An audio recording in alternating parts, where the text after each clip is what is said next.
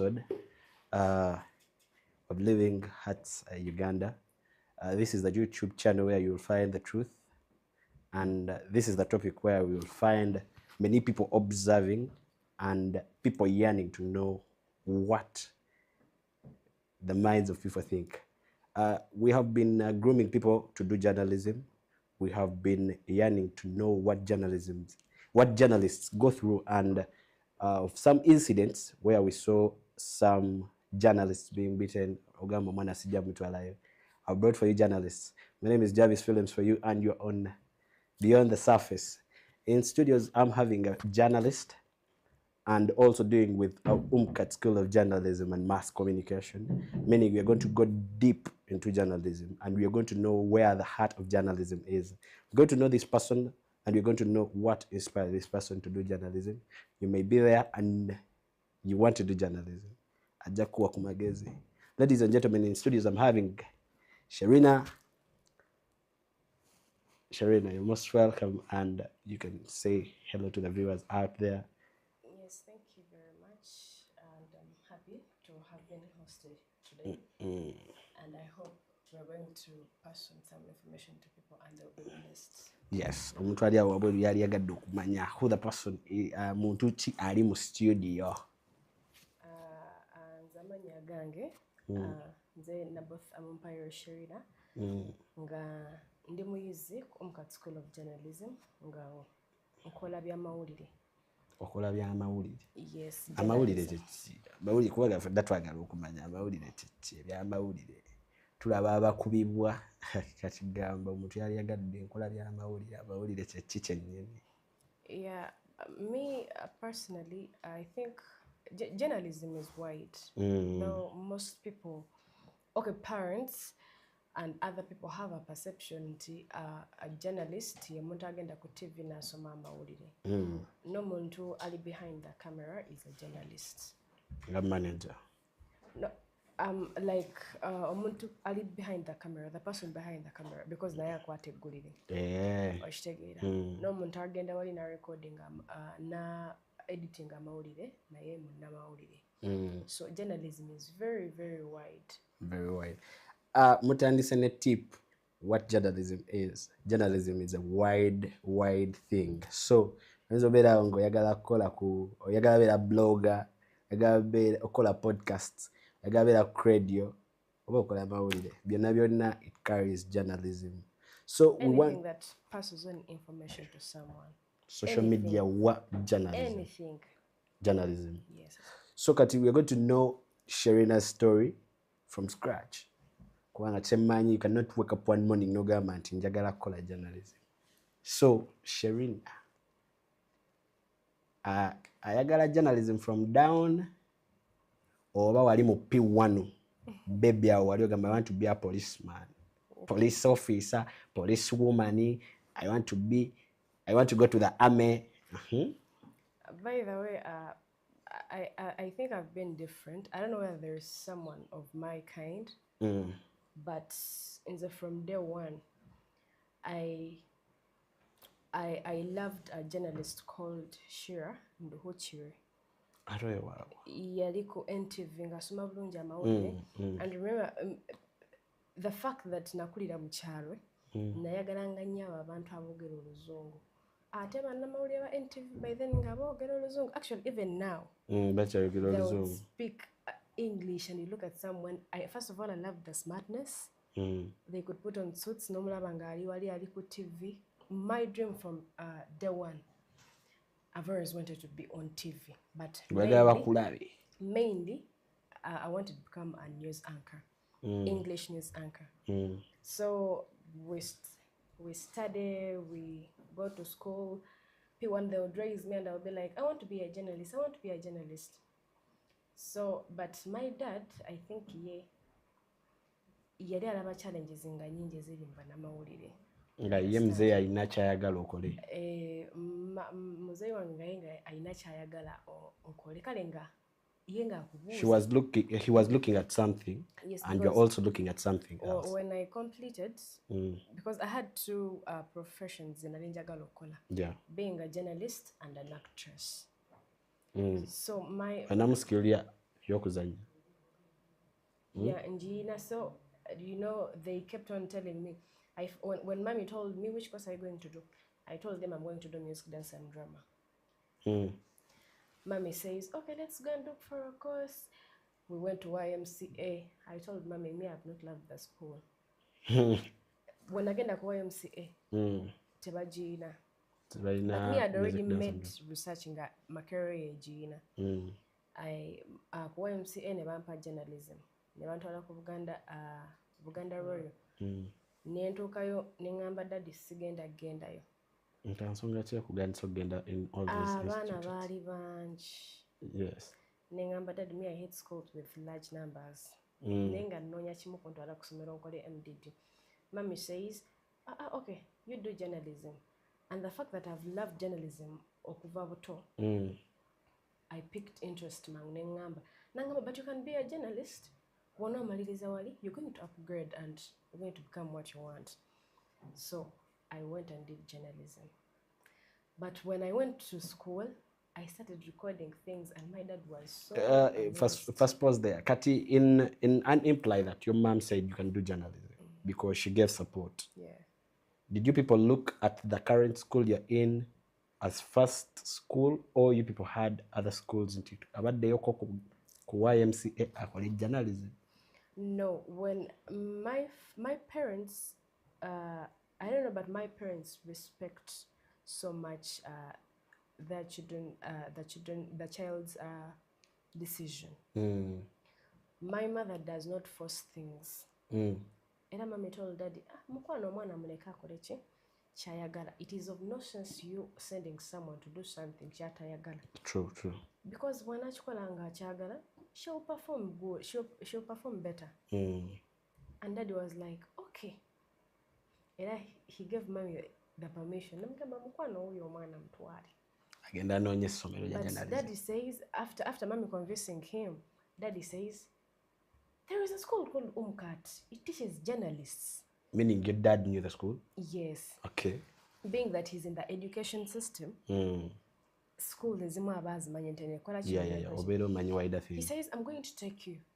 But then as we're driving, he made a statement and said, we are driving, I'm taking you to the school, but you still have a very big opportunity to decide otherwise. Nongama nti daddy kati katukole kimu. Kanchusemuko. Kati when I was listening to him nga tutudde mu motoka, I felt like, yeah, I'm disrespecting my father. What if I go with his advice? Anti nga watugendera ku lugero eriso ly'omukulu watugana nakola ki? Walaba. My dad might be right. And my aunt is telling me, but your father has some connection. Wegenda ne taata wo kyakola ki? Kyagamba bayakabaza edda. Tugenda nga tutuuka kuko ngamba daddy, daddy wamanyi ngenda kola tourism and hospitality management. Taunochusamu. And dad was like, yeah, you can do it. I'm like, okay. But then afterwards, after me accepting that I'm going to do tourism, he says, but the choice is yours whether to go for Sagala or college because I love you. Just do what you want. Do what you feel like. Try to akatuka wetu mokubo au kusa Apollo Kagwa Road. We are going to look for different schools. Nemugamba daddy, no, I want journalism. Natuka okusomero ne batuwa admissions netulambula essomero. He says, have you loved the school? Okay. Nemugambira oh yes. Ate yasooka nakulwa osasula tuition. Alabira ddala waliwo omukisa nti nze nsobola okyusa ki? Ekirowoozo. Ne tubeera awo ne nnyingira essomero. Ne tusoma, but every step, even the very first time I stepped into the radio studio, I took pics and everyone was amazed, everyone was happy. And you're also excited. You know those people who are not even aware of what kind of life you're going through. When they see something new in your status, they start commenting, "Go girl, that is my girl. They're proud of you. I love the woman you're becoming." People started throwing in comments, and I'm like, what if I persist so hard and I become big person they think I am. You know, people are always happy, people are always abantu babeera mu kwewuunya, oh, is this Sharina, you know? You know, you be there and go, oh, mwana mumanyi. True. Mwana mumanyi. Akulabyeko ku TV agamba So nalisomako at noyo. some point it would put me down because I felt like I'd rushed to make a decision. True. However much I wanted, you know, when you're young and ebigambo byowulira ono anti wona akugamba kino uncle kino mama kino daddy kino, at some point you ogamba at some point I felt like a failure in life. I called my dad nemugamba, do you know what, Dad, I want to go back for Form 6. Nga already oyingidde institute. Nayingidde dda, yasasudde tuition semester njiri makati ngenda kukola bibuuzo bisembayo ebya first semester. I called Daddy crying. Nemugamba, Daddy, I'm sorry for everything. I know I've disrespected you in one way or the other. I've not listened to you, but I want to go back for Form 6. Nagamba chi. Daddy got puzzled. Nagamba, naye, I don't know the kind of friends you have. But the way you're making decisions, I don't know. Are you free with meet now? He was somewhere around town and he gave me locations that we should meet. I called him crying because I felt like a failure. And he told me, Agnes, they call me Agnes at home, there is no big difference between you and someone who has completed Form 6 because you're going to finish here, you're going to upgrade, you're going to be working. So I want you to be contented. And I want you to be contented that whatever you decided will help you in one way or the other. You will reach the final destination. But it is true. It is. I kept on crying. I told Daddy no. I reached at home, Daddy nayomba. Na yego yonona sent. Kati ali pissed. Oh, yonona sent. Now we already made a decision. We've already paid. Kati ogamba we change. Mommy first took you to YMCA. No gamba YMCA tojagala. Tuso sudde mitwale jaffe 5. Together ne musomere dara sudde ya sente. First pause a minute. When mwali ku YMCA, they had already even paid admission. Had already. Even the other school je twagenda they paid admission. Ladies and gentlemen, that is where journalism takes someone that aliwati but is focused in journalism. So my question comes in where I say that in your process of journalism, you had doubts, but now what was keeping you pushing? Because you see, the person you are now is not the person you were at the start of the journalism thing. Because there is a point where you say your dad had some different mentality. He had something different he wanted you to do. Then your mom was behind you.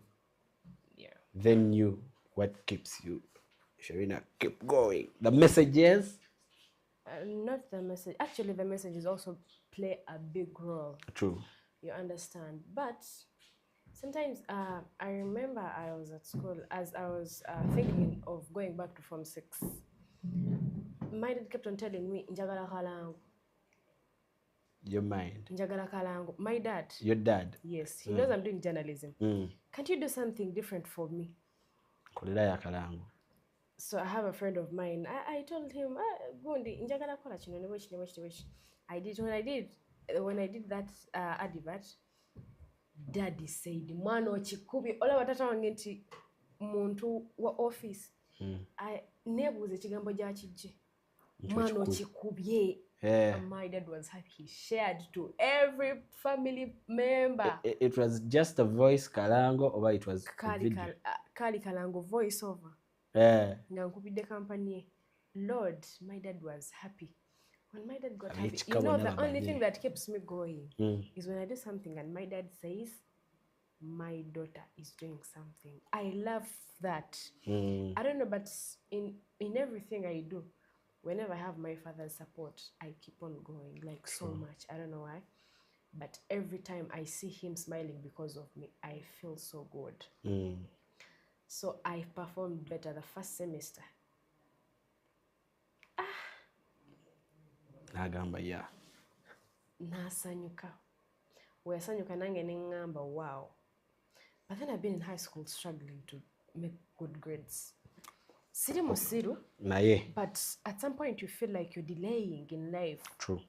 At some point you put in even efforts and things fail to come out as you expected. You understand? So good grades and my father kept on pushing me to doing journalism. Ngolaba oyina ebintu byokola naye nga muli owulira oyina abantu bo inspiring. True. You understand? I kept on pushing nentuuka obudde nensoma eggulire nali ngenda mu MCI challenge. We had some student at Omka School of Journalism yali ayagala nnyo amawulire nankwasa essimu ye nangamba Sherina asoma lino eggulire nangamba but your voice is very good, you can read. naye nakwongeramu Nanyongeramu. And then he kept on telling me, Sherina, you're wasting time. Remember this person? Musanze naye ali mu certificate. Nangamba Sherina, you're wasting time. But genda tusanga wow. Ogenda tusanga but we'll be far away because you've wasted some time. True. Oshitegera teka tuyagala kuddayo mu form 6. That is wasted your time. Decide once okolera ekintu kikole ki? Tuyitemu kigende. Kigwe. Daddy made sure he contacts different people to talk to me. That's connect. Lwaki omwana ayagala kyusa? Lwaki omwana ayagala genda mu form 6? Wano twamutuuza ne tumugamba addeyo n'agaana. Kati, you know? Saawa zino ate tulaba ebibala. Ate yayagala kuddeyo. Omwana akola bulungi because I had got A's. Oshitegeera. A+. And the principal would call my dad and tell him, omwana ali disciplined. Omwana akola bulungi. And the school kept on entrusting me with a few things ebyokukola every time, everything I'm telling daddy ndikola kintu kya somero. And dad would feel so happy that omwana wange somero ayina kyakola. Wakiri bamanyi at any time wanayagalira omulimu, maybe someone might help her out. True. And also that kept on pushing me. I have friends, teacher Worry. I have a friend called the Worry, Sarah, and others. I kept on telling them, man, I feel small. I feel like a failure. I remember what I call form 6. In the Monica Stana Urianga and Dinga failure. At what was the wabujira? Rushing a dada failure. Chali wangenga jaku somero mu hostel nga simanyi.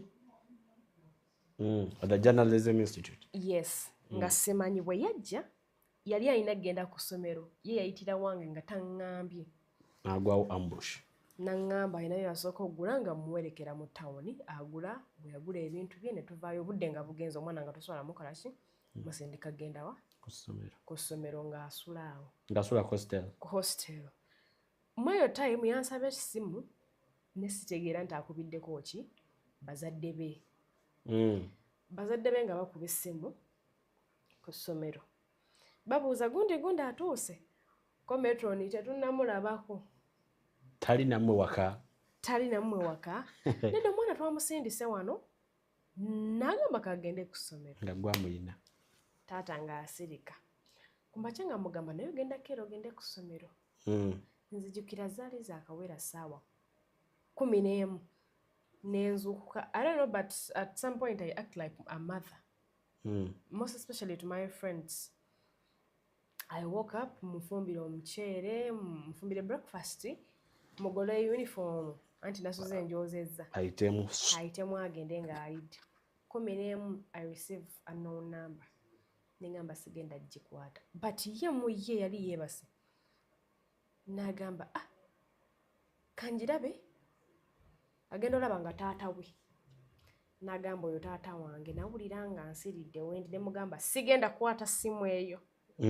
The girl says, by the way, my father trusts me, and if you don't pick the phone, he'll be suspicious. So I pick the phone. Ko muzadde hello. Ko nze wanje ssebo. Ko gwani. Nesoka nensika nenjijjako. Notya. Nakuba ogwokubiri. Ngamba gikwate. Nenjikwata. Bwe nagikwata. Omwana n'angamba taata wange mugambe go metroni. Ate nga already metroni bamukubidde dda. Bamukubidde. Kyokka ewaabwe bamumanyi nti nze ani? Sherina. Sherina. bwe nakwata essimu omanyi bwe nagamba kwe madam nze Metron Sherina omuzadde n'ajjako essimu mukwano gwange n'aŋŋamba naye gwe oli kisiru nkugambye bagambye gwe Metron ne mugamba omuzadde yabuuza ani ono nawe n'okwata omwana n'aŋŋamba gamba nze Metron kyokka nga Metron eri wamukubidde omuzadde bwe namugamba nze Metron n'aŋŋamba Metron ani ko nze Sherina Metron Sherina I was cooked nga baŋŋamba tujja kujjawo tukusibe ne police omuzadde ku mwana omuwala bwe nategeera nti ndi failure baganda be baŋŋamba gwe okusoma okoba kwakulema va ku mwana waffe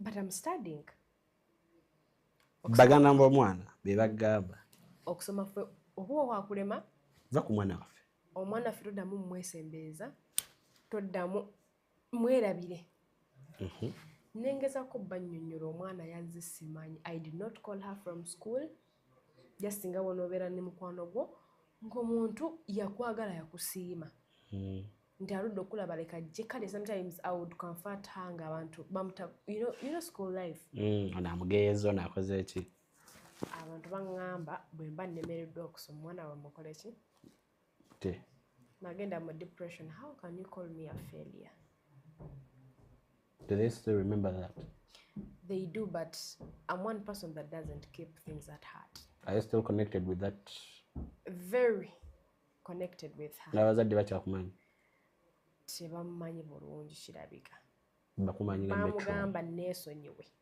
naye takwesonyiwa naye tasobola kunneesonyiwa tenda mu maaso when they called me a failure mwana when I told my friends they told me Sherina you're not at fault tebandi kugambye ekintu bwe kityo okitegeera they failed to understand me naye emikwano gyange giri around me gyantegeera omanyi in life the circle you surround yourself with matters a lot true the circle you surround yourself matters a lot there's some people that will understand destroy you or build you. True.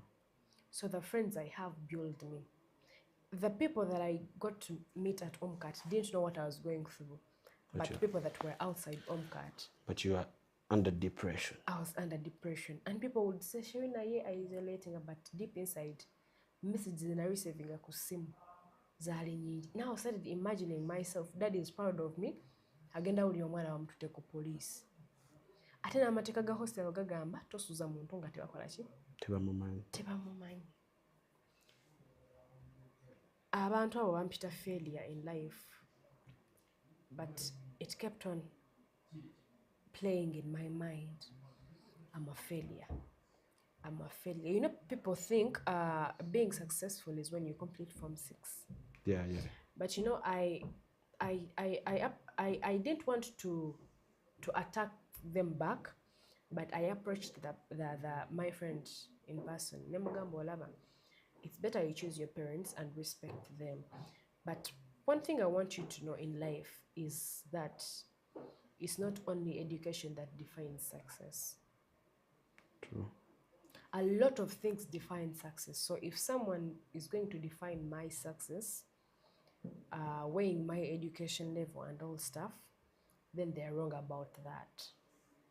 Nemugamba, some of us, we don't have, maybe some people, their parents fail to raise the amount of money to push them up to the levels they want. Neshe tekibafuula kubeera baki? Bafeelia. Nemugamba bayogeddemu bubi. But me, I hold nothing against anyone. Because, yes, I wasn't wrong. I lied in the first place. Maybe if I had not lied, I would not be insulted. But they also have to understand that I wasn't aware that you will be here. So people, you're going to meet people who are going to put you down, but sometimes you have to know what you want in life. You just have to keep on pushing. Keep on pushing. Me, I kept on pushing. That relates to stories like I just completed my school. Mwana yajja n'akyalira nga simanyi. Byali biralamu. Police nze yajja n'okujja naye neekweka. So, Sherina, about the journalism step. Journalism yakwegezezzaamukko kubanga waliwo omwana Yangamba journalism amwegezaamu mutta. Kati ate waliwo ka real life. Yageza n'akola ebifaananyi. Let's tackle where journalism weyegerezaamu muntu. Anti kati nga bwe nkugambye nti abantu balina perception yeyaabwe journalism ali bwati ne bwati. Sometimes we go to do journalism expecting to do one thing. Nti bwe mba ngezeeyo nga njagala kubeera DJ. Ngenda genda wali ku DJ's boxing kuba omuziki gwange period. That is it. That is what people think. Bwe mba njagala kubeera musomi w'amawulire ngenda kugenda osome eggulire lyange kikole ki? Kigwe. Naye ogenda mu journalism osangeyo economics, osangeyo entrepreneurship, osangeyo kosinyi tezigenda okwegezaamu mu Uganda. Ze wadduka wali omuntu. Ze wadduka wali. Ate nekyewuunyisa wano oba okuze. Tozigwa. Wano bw'ozigwa oba olinamu ekyejo. Naye abantu abakulu bagwa. Abantu abakulu bagwa naye simanyi lwaki bagwa. Bagwa. Kubanza nzijukira But failing is part of it's part of life. But you know that when I was in high school, I did entrepreneurship. Nga solo moja mune 20%. 20% out of 100. But when I came this side, I was surprised. All the sets I did, nga nina A+, 90. Ate nga seetaga genda mbitawo okusoma. It is a matter of understanding. Oba basomesa bakyaliibo. Si bakyali bange. Sometimes, JAVIS, or when you know what you want in life, you get to know what you're supposed to do, right? This is the age where you know this is what I want. Waliwo omwana omu ku TikTok yagambye nze nategeera nti ssente bakola nkole tewali agenda kukola ki kwata ssente n'azikugabira. Ebintu ebimu you have to understand things in life and this is what I'm supposed to do. True. No one should remind you at this age ovudde mu high school ofunye 3rd grade. I'm not saying that you've done poorly, you've performed poorly, but ovudde I'm not going to say any level, but ovudde mu high school you've not been performing well. Kuba mu high school oba okyalina omuzannyo ate otuuke neeno ogwe ate nomba nsuubira omuzannyo guba mungi ate omuzannyo gulina okukendeeramu because now you're going to do something that is going to define you for the rest of your life. Ante ate no campus biba biralamu mbeera n'essimu yange. Yes, biba biralamu. Not every day is a Sunday. And you have to train yourself to use your brain at some point. Yes, AI bamuleeta ChatGPT wali, but at some point muntu aleeta ka ChatGPT afuna akapya kaleeta akalala kubanga ko katukoledde abantu kabakoledde naye at some point in life you have to be mindful. That use your brain. Not even using your brain, but know what you want in life. Buli lw'omanya ekintu ky'oyagala kikwanguyira okukola ki okutuukako oba okufuna. Okitegeera. When you look at an artist ng'ayambadde engatto n'ogitunuulira n'ogyagala, you will lay strategies nti ngenda wano nkole kino bampa akasente kano, you start planning. Okitegeera. Same applies to education. True. You know, manya nti gendayo, but you know we in our generation we are so much driven by instant gratification. We want something good to happen there and then we don't care so much about the long-term success. Tufa ku bino ebyawano okitegeera. Chap kanchifune mangu okitegeera. We lose our authentic selves. Okitegeera osanga omuntu nga akola ebintu ye kennyini ne yeeruuzinga who they are okitegeera. But not knowing that if you put in efforts and you do things that are really going to help you mu maaso awo kikuyamba nnyo than okukola ebintu byonna ofuna kati JAVIS kikuyambako nnyo okukolera wano ekintu kyogenda okufuna wano kiggweewo enkya than okugumiikiriza n'otuuyana n'obonaabona n'ofuna ekintu kigenda okukola ki okulastinga. Okitegeera. Chobola these people are releasing a note sometimes for themselves. Okitegeera n'aka-releasinga. Kanodo. Babikola to get money ez'obuliwo. Tebakozesa magezi sometimes. Okitegeera. Okimanyi But do you know those people that what you release trends before releasing it on internet? You do something. There are some people Like, I don't know, but there are some people that do something for money, and that is true. But then money goes in continuously. How? That you'll find someone, it was released, but is still rich. That is why we say, well, it is someone's mindset. Asazeewo gamba kati kambateereyo kano. Kati nodi zino kirabika. Laba Kampala ne batekumanyi. Kyoyitawo ne bagamba abo be bannomonnomo. Kate. Nanti kati, what kind of notes? These whereby people damage even their private parts and all stuff. You understand? Okay, yeah. Or we call it, but you know that sometimes a cent is zokola zofuna. Zigenda mu investments so, and sometimes your medication. Kuba ebintu bitwala ssente okubijjanjaba. Okimanyi w'ofiira. Oyinza n'ogamba nti mbadde enkolera abaana bange na family. N'abaana bo ne family ne batafunako yadde n'ekimu. Bongo. Ladies and gentlemen, this is Beyond the Surface. We dive deep so that you get something you learn into the stories we have. They tell you use your brain. Journalism, people come out, they give you advice, they give you what to look at, and they give you and they give you that thing that you may focus on to do beyond things. A question to Sherina comes in as we are seeing journalists in politics being beaten, being abused. Is it fair for a journalist to be beaten, or does it give you that scary part of you? Because we have seen many people quitting journalism because of the situation, the current situation happening. I don't think it is fair because, like, in actual sense, why would you beat up someone? Would you go in the field to collect news? I would go in there. The politics? I would go there because journalism is passion. In the very you first now place, have it. You understand? Like, you get to learn diverse of things. As a journalist, you have to be updated about a lot of things. Everything. Minister of Finance Manager wange behind the camera tamanyi. Banange. Nayenga, me, I can go there. No genda mu field. Like, ogenda your passion. True. Passion, you go there. Teshiri fair because we have articles that govern journalists. Yeah. But I don't know whether they have come out there and nebagamba kaba chigobeko. But journalists, as journalists, baina rights, baina mateka, agabakuma, ngawa na maulide. Baina ekibavuga. Yes, baina mateka, the acts are there. Yes. As we're protecting. But I don't know whether the those government... ethics that govern journalism. I don't know whether the government has come out there to show up in some situations, because we've seen omunga bamukubya bubi ali kundidi omuba bononye camera ye and all stuff.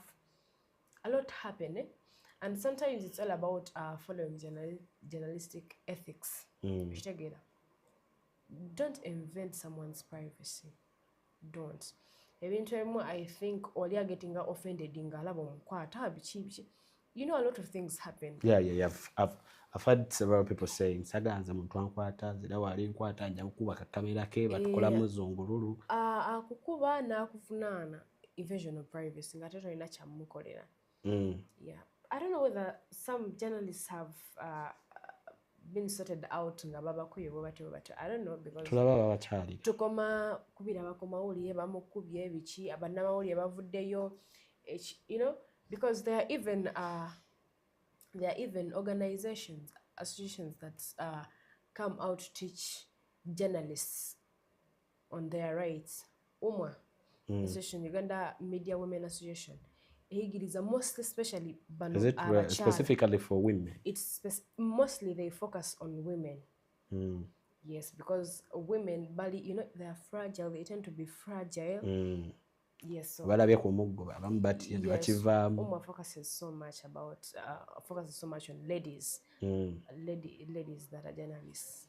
So basically, in the studios, we're having someone who's multi-talented, is versatile. He's a presenter, is doing presentation. He's an voice over artist. Yes. A voice over artist, an editor, Not really. camera personality, I edit audios, not video. videos. So it's versatile. So as we are wrapping up this thing, I would want her to give you a mind of thought, so that to a person out there who would want to join or engage yourself more with journalism, or oyagala okukola obulango, because I've seen a couple of adverts. So there are some people you have to reach out to. Can give you social media platforms as we're wrapping up the show. Well, all I can say is that I would call upon parents to support their kids do what they want to do. In life, whenever you want to do something, choyagala chikubeerera changu. True. Okitegeera. If you feel what you want to do, checho. Yes. And to fellow journalists, be njagala obeera ng'ogamba yes kino nakikola nkyagala, love it with passion, do it with love it with passion. Rather do it with passion. Yeah. Beera mugumiikiriza.